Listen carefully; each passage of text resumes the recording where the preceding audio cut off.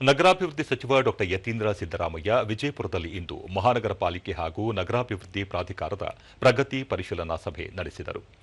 ನಗರದ ಕುಡಿಯುವ ನೀರು, ಸ್ವಚ್ಛತೆ, ತ್ಯಾಜ್ಯ ನಿರ್ವಹಣೆ, ಆಸ್ತಿ ತೆರಿಗೆ, ವಾಣಿಜ್ಯ ಮಳಿಗೆಗಳ ಬಾಡಿಗೆ ವಸೂಲಿ, ಈ ಖಾತಾ, ರಸ್ತೆ ಅಭಿವೃದ್ಧಿ ಸೇರಿದಂತೆ ವಿವಿಧ ಅಭಿವೃದ್ಧಿ ಕಾರ್ಯಗಳ ಪ್ರಗತಿಯನ್ನು ಸಚಿವರು ಪರಿಶೀಲಿಸಿದರು.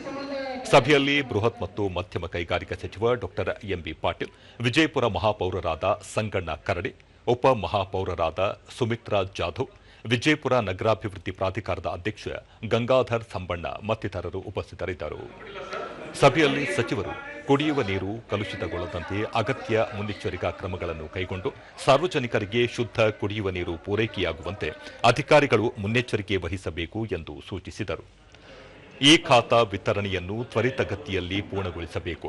ಮಹಾನಗರ ಪಾಲಿಕೆಯಲ್ಲಿ ಖಾಲಿ ಇರುವ ಹುದ್ದೆಗಳನ್ನು ಶೀಘ್ರ ಭರ್ತಿ ಮಾಡಬೇಕು. ವಿಶೇಷವಾಗಿ ಪೌರ ಕಾರ್ಮಿಕರ ಖಾಲಿ ಹುದ್ದೆಗಳನ್ನು ಭರ್ತಿ ಮಾಡಬೇಕು ಎಂದು ನಿರ್ದೇಶನ ನೀಡಿದರು.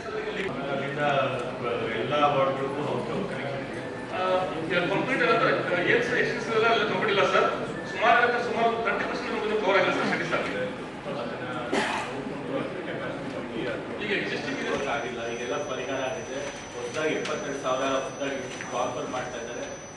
ಮಹಾನಗರ ಪಾಲಿಕೆಯಲ್ಲೂ ತಗೊಳ್ತಾ ಇದ್ದಾರೆ. ಹೋಗ್ಬಿಟ್ಟು ಇಲ್ಲ ತಗೊಳ್ಳೋದಕ್ಕೆ ಕ್ರಮ ಮಾಡೋಣ.